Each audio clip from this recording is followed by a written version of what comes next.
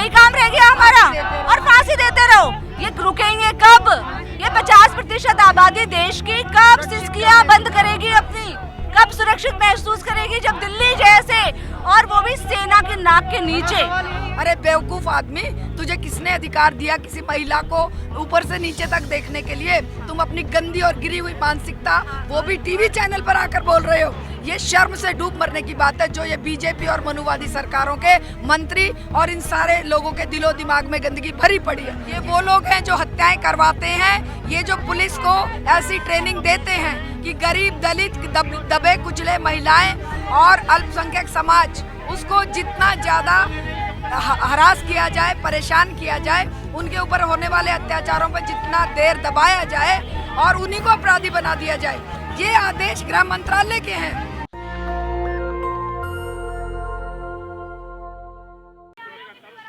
इस वक्त हम लोग दिल्ली कैंट में हैं, वही जगह जहां पर 9 साल की गुड़िया को बेरहमी से पहले गैंगरेप किया गया, फिर उसको मार के जला दिया गया। पुजारी और उसके 4 साथियों पर आरोप है और दिल्ली पुलिस की भी भूमिका पर लगातार सवाल खड़े हो रहे हैं। ये देखिए, यहाँ पर पूरा अभी तक 5 दिनों से लगातार इंसाफ की मांग के लिए लोग यहाँ पर धरना प्रदर्शन कर रहे हैं और पूरा यहाँ पे मंच भी लगा हुआ है। बहुत सारी महिलाएं हैं, बहुत सारे पुरुष हैं।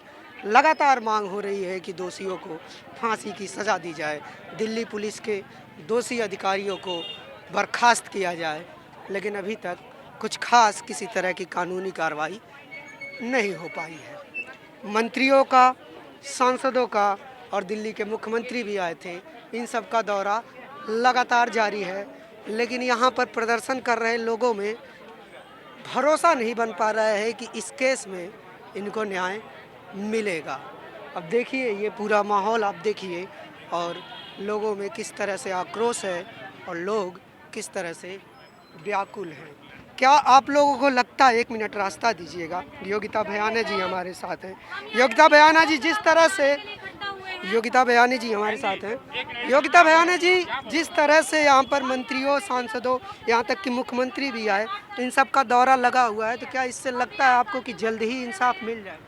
उनके दौरे से इंसाफ मिलता तो निर्भया में तो मुझे नहीं लगता कोई ऐसा मंत्री था या ऐसा कोई चेहरा था जो ना आया हो। तो उसको 9 साल लग गए और वो भी उनकी वजह से नहीं मिला इंसाफ। इंसाफ उनकी माँ की मजबूती की वजह से, लोगों के आक्रोश की वजह से मिला। तो अगर इन मंत्रियों के आने से मिलता है इंसाफ, तो इन लोगों के यहाँ बैठने से तो इंसाफ मिलता है ना।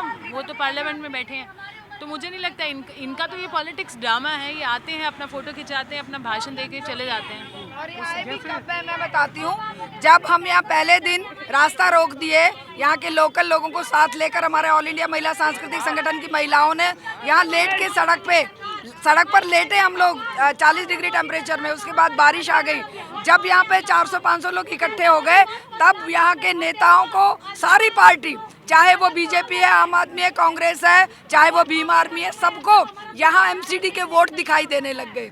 और फिर ये अपने डंडे झंडे लेकर, गाड़ियाँ लेकर यहाँ तीसरे दिन। एक बात जो गौर करने लायक है, चाहे वो बीजेपी हो चाहे कांग्रेस हो, आम आदमी पार्टी दिल्ली का छोड़ दिया जाए क्योंकि वो मुख्यमंत्री हैं, बाकी जो भी नेता आ रहे हैं सारे दलित समाज के ही नेता हैं। अभी रामदास अठावले आए, वो भी वहाँ पे केंद्र सरकार में सामाजिक न्याय मंत्री हैं। आप ये बात गौर कर रहे हैं? नहीं, देखिए, ये न्याय की बात इन्हें हादसों के टाइम क्यों याद आती है? क्या ये न्याय? पार्टियां जिन नेताओं को भेज रही हैं वो सारे भी दलित समाज के ही नेता हैं। क्यों आखिर सवर्ण समाज के नेता नहीं आ रहे हैं? गृह मंत्री अमित शाह के यहाँ पर आने में 20 मिनट लगेगा, वो क्यों नहीं आ पा रहे? देखिए, उनके बात हम करें तो दिल्ली दंगों का उदाहरण आपके सामने है। ये वो लोग हैं जो हत्याएं करवाते हैं, ये जो पुलिस को ऐसी ट्रेनिंग देते हैं कि गरीब, दलित, दबे कुचले महिलाएं और अल्पसंख्यक समाज, उसको जितना ज़्यादा हरास किया जाए, परेशान किया जाए, उनके ऊपर होने वाले अत्याचारों पर जितना देर दबाया जाए और उन्हीं को अपराधी बना दिया जाए। ये आदेश गृह मंत्रालय के हैं, ये आदेश हमारी इस मनुवादी सरकार के हैं और इसीलिए वो अब इन पर लावा चपोई करने के लिए, थोड़ा मलहम लगाने के लिए उन्हीं मंत्रियों को भेज रहे हैं जो उनके के बाद मुझे लगता है कि दिल्ली में ये बहुत ही जघन्य अपराध है इस लेवल का, जिसमें डिग्री ऑफ टॉर्चर है, डिग्री ऑफ क्राइम वो बहुत ज़्यादा है। लेकिन फिर भी जिस हिसाब से पुलिस की संवेदनशीलता होनी चाहिए थी वो हमें नहीं दिखी। क्या आपको भी ये लगता है कि पुलिस को और अच्छे से काम करने की ज़रूरत चाहिए थी? होनी चाहिए थी। देखिए निर्भया केस हो चाहे कोई भी केस हो, पुलिस की जो जो भी मतलब पुलिस की संवेदनशीलता है वो हर जगह ही मतलब हमें एक जैसी ही देखने को मिली है। क्योंकि बात ये जो समस्याएं हैं इसके जो मुख्य रीज़न है, एक तो ये है कि जो समाज में पितृसत्तात्मक समाज है उसका बहुत ही नग्न रूप हमें पुलिस में देखने को मिलता है। चाहे पुलिस के कितने भी बड़े अधिकारी हों, वो इस मानसिकता से इतनी बुरी तरह से ग्रस्त हैं, विरोधी मानसिकता उनके अंदर रहती है। क्योंकि महिला के ऊपर क्राइम उनके लिए कोई बड़ा क्राइम नहीं है, वो जघन्य क्राइम की श्रेणी में आता ही नहीं है, क्योंकि वो महिलाओं के साथ होने वाले क्राइम्स को लेते हैं। अरे एक लड़की के साथ बलात्कार हो गया, हम लोग जब निर्भया कांड की बात जब प्रोटेस्ट कर रहे थे रायसीना हिल्स पर, तब भी हमें क्या देखने को मिला, अरे ये उस पुलिस स्टेशन का मुकदमा है, ये उस पुलिस स्टेशन का मुकदमा है। तो ये जो सारी चीजें हैं ये सब यही दर्शाता है कि कहीं पर भी क्राइम में पुलिस गंभीरता से नहीं लेती। और अभी भी आपने देखा जब यहाँ प्रोटेस्ट शुरू हुआ उसके बाद अरेस्ट किया गया, उसके बाद यहाँ एसएचओ आते हैं और बोलते हैं कि आप लोग आंदोलन खत्म कर दो, हमने कल्प्रिट को गिरफ्तार कर लिया। क्या हम कल्प्रिट की गिरफ्तारी के लिए ही आए हैं? सिर्फ आप बलात्कार करवाते रहो और गिरफ्तार करते रहो, यही काम रह गया हमारा, और फांसी देते रहो। ये रुकेंगे कब? ये 50% आबादी देश की कब सिसकियां बंद करेगी अपनी, कब सुरक्षित महसूस करेगी? जब दिल्ली जैसे, और वो भी सेना के नाक के नीचे। सवाल यही है कि क्राइम कम कैसे हो? देखिए, कम करने के लिए आज हर एक पुरुष, हर एक बेटे और हर एक आदमी को उस पुरुष प्रधान मानसिकता के दलदल से बाहर निकालने की ज़रूरत है, जो कि हर परिवार में विशेषकर ऊपर से नीचे की तरफ ये चीज़ आ रही है। ऊपर में जो प्रशासन और सत्ता है वो पुरुषों के हाथ में है, पुरुष प्रधानता के चुंगल में है। वो नशा भी परोसते हैं, वो यहाँ पर अश्लीलता भी परोसते हैं, वो औरत के शरीर को एडवर्टाइजमेंट्स में और पोर्नोग्राफी में यूज़ भी करते हैं और उसके ज़रिए पैसा कमाते हैं। एक व्यवस्था जो पुरुष प्रधान मानसिकता लेकर महिलाओं को एक सामान समझकर हमें यूज़ कर रही है, वो कैसे इन क्राइम्स पर कंट्रोल कर सकती है?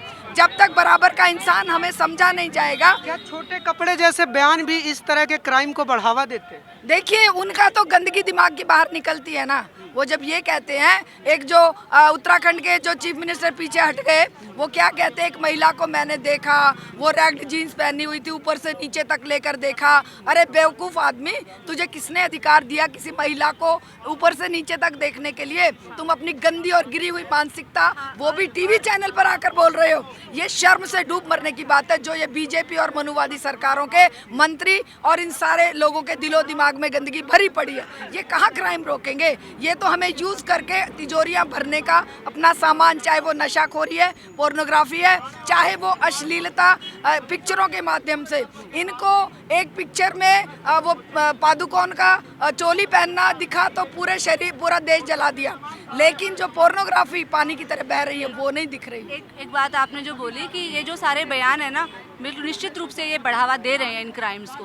क्योंकि देखिए, जब हमारे देश के केंद्रीय मंत्री या किसी भी पार्टी के बड़े नेता जब ऐसे बयान देते हैं कि लड़कियां छोटे कपड़े पहनती हैं, फटी हुई जीन्स पहनती हैं, लड़कियां जो गोवा में चली गई उनको अपने माँ बाप के साथ जाना चाहिए था। देखिए, ये ना अपराधियों के जो हौसले हैं उनको बुलंद करते हैं। वो कहते हैं कि अरे जब सभी लड़कियों की ही गलती बताते हैं, का काम इसके जरिए फ्लेमिंग का काम कर रहे हैं, तो हम भी जो है वो आसानी से बच निकल सकते हैं। आप इस घटना में आपने देखा ऐसी क्या चीज़ थी जिसमें कि वो बलात्कार करते हैं, लड़की को टॉर्चर करते हैं, उसके बाद किस आधार पर या किस मतलब सेटिस्फेक्शन के साथ वो उसको जलाने का भी हिम्मत कर जाते हैं? क्या था उसके पीछे? यही था कि हम बच जाएंगे, क्योंकि लड़की गरीब है, उसके साथ खड़े होने वाला कोई नहीं है, उनके लिए बोलने वाला कोई नहीं है, इसीलिए हम आसानी से बच जाएंगे। क्योंकि यही हुआ है और यही यहाँ पर भी हुआ। उन्नाव में क्या हुआ? लड़की के जो रेप की विक्टिम थी उसके ही घर वालों को मारा गया, उनके ही ऊपर अटैक किया। यहाँ पर भी यही हुआ। तो पुलिस का कोई रंग नहीं है। उस हाँ, यहाँ पर उस लड़की नहीं, उन्नाव की लड़की के पिता को लॉकअप में मार दिया, उसकी मौसी को एक्सीडेंट में मार दिया। यहाँ पर भी क्या हुआ? यहाँ पर भी जब लड़की के पिता और माता को उनका स्टेटमेंट लिखने के लिए पुलिस स्टेशन में ले जाया गया, तो पुलिस वालों के सामने, पुलिस स्टेशन के अंदर लोग उनको मारते हैं। पिता को पिता ने कल ही एनडीटीवी के सामने बताया, जब हम उनके साथ वहाँ पर मौजूद थे, कि मुझे लातों से मारा गया और माँ को धमकियां दी गई। उन्होंने बोला मुझे डराया गया, माँ का ये स्टेटमेंट है। तो ये पुलिस का, कि चाहे वो किसी भी सरकार में हो, जब निर्भया का को पकड़ने के बजाय विक्टिम के फैमिली को मार रही है। विक्टिम की फैमिली को ही वो टॉर्चर कर रहे हैं। तो यूपी में भी यही हुआ, उत्तर प्रदेश में उन्नाव में यही हुआ, दिल्ली में यही हुआ, कठुआ के अंदर, हाथरस में यही हुआ। कठुआ के अंदर भारतीय जनता पार्टी के लोग तिरंगा झंडा लेकर जो कल्प्रिट्स हैं उनके सपोर्ट में फिंगर में भी तिरंगा यात्रा निकला, उसमें भी निकला है। तो ये देखिए, बलात्कारी का या बलात्कारियों को सपोर्ट करने वालों की कोई राजनीति नहीं, पार्टी नहीं होती है, कोई उनका धर्म नहीं होता है, कोई उनकी जाति नहीं होती है। बलात्कारी और बलात्कारियों को सपोर्ट करने वाले वो समाज का हिस्सा ही नहीं है। वो क्या हम कह सकते हैं, मेरा सवाल सुनिए, क्या मेरा इस समय हम कह सकते हैं कि जो भी लोग इस घटना पर चुप हैं, जो नहीं बोल रहे हैं, वो सारे लोग बलात्कारियों के साथ हैं? देखिए, जो लोग नहीं, समाज में मुझे नहीं लगता आज ये जो यहाँ नांगल गांव में बेटी के साथ जो हुआ है दिल्ली में, मुझे नहीं लगता कि देश का कोई भी सेंसिबल व्यक्ति हिला नहीं है। मैं कह रहा हूँ कि जो लोग चुप हैं, क्या वो लोग बलात्कारियों के साथ हैं कि नहीं? जो लोग चुप हैं, जो कुछ नहीं बोल रहे हैं, वो ऐसे अपराधों को बढ़ावा दे रहे हैं, वो उनका साथ दे रहे हैं बढ़ावा देने वालों को। सहमति है इस अपराध पर? उनको खुलकर सामने आना चाहिए। हम कहते हैं कि हमारे गृह मंत्री जी कहाँ हैं, यहाँ आना है। प्रधानमंत्री जी कुछ नहीं बोल रहे हैं तो क्या वो बढ़ावा दे रहे हैं? बिल्कुल बढ़ावा दे रहे हैं। प्रधानमंत्री को वो पूरे दिन टीवी पर या पूरी रात वो हॉकी मैच देखने का टाइम है, लेकिन उनको इस बेटी के ऊपर हुए अत्याचार के लिए 2 शब्द हर बात पर ट्वीट करते हैं, हर बात पर अपनी बात करते हैं। लेकिन आज इतनी बड़ी घटना जो पूरे विश्व को हिला गई है, पूरे विश्व में जिस पर थू हो रही है, उस घटना के लिए प्रधानमंत्री, गृह मंत्री और वो संसद में बैठी। डिमांड क्या है आप लोग की? महिलाएं जो हथनी की मौत पर छाती पीटती हैं, आज एक शब्द भी नहीं बोल रही हैं।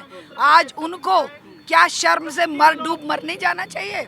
वो बेटी क्या बेटी नहीं थी? उसमें जान नहीं थी? हथनी गर्भवती हथनी को मार दिया, इलेक्ट्रिक शॉक लग गया, इस बेटी को मारा गया तो उनको दया नहीं आई है। वो मेनका गांधी जो पशुओं के मरने पर ताबड़तोड़ ट्वीट करती है, रोती चिल्लाती है, आज कहाँ है?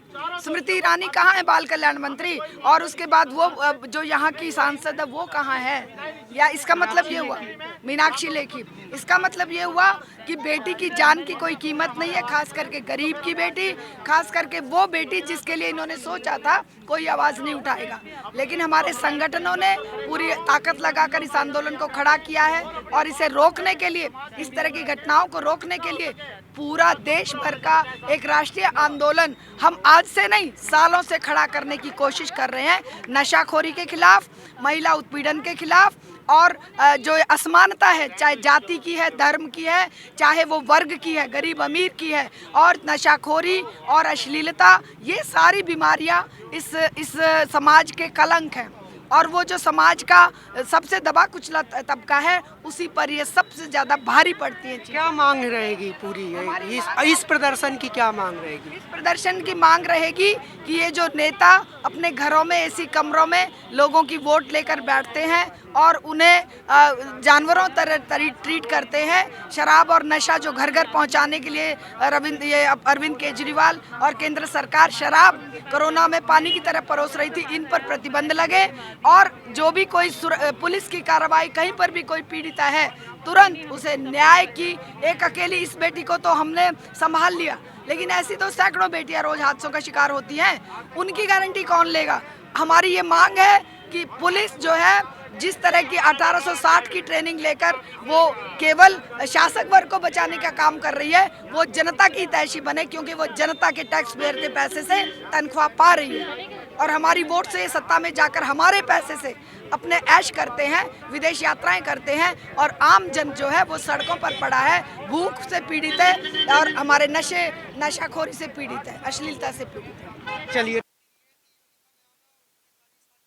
और अब देखिए क्या है पूरा मामला आपने सुन लिया और किस तरह से लोगों में आक्रोश है ये भी आपने सुन लिया, और यहाँ पर प्रदर्शन कर रही महिलाओं का इस पर क्या राय है ये भी आपने देख लिया।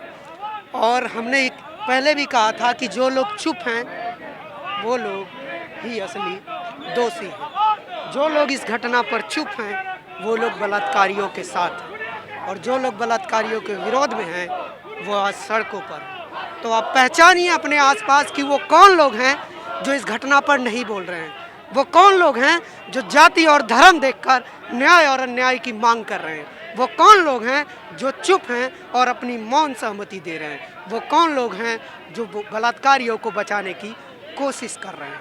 उन सारे लोगों को चिन्हित कीजिए, क्योंकि ये लोग इंसान नहीं हैं, ये लोग न्यायपरस्त नहीं हैं, ये सारे अन्यायी लोग हैं, ये सारे बलात्कारियों के साथ देने वाले लोग हैं। ऐसी तमाम खबरों और अपडेट के लिए आप जुड़े रहिए हमारे साथ, और इस घटना की पल पल की अपडेट हम आपको लगातार देते रहेंगे। तब तक आप देखते रहिए नेशनल दस्तक। कैमरामैन आशीष के साथ मैं अनमोल प्रीतम, दिल्ली कैंट। नेशनल दस्तक की आपसे गुजारिश है कि अगर इसको बचाना चाहते हैं तो नेशनल दस्तक को सब्सक्राइब करने के लिए रेड कलर के सब्सक्राइब बटन को दबाएं, फिर बेल आइकन की घंटी दबाएं। नेशनल दस्तक को बचाने के लिए बहुत जरूरी है कि हर खबर को शेयर करें, लाइक करें, कमेंट जरूर करें।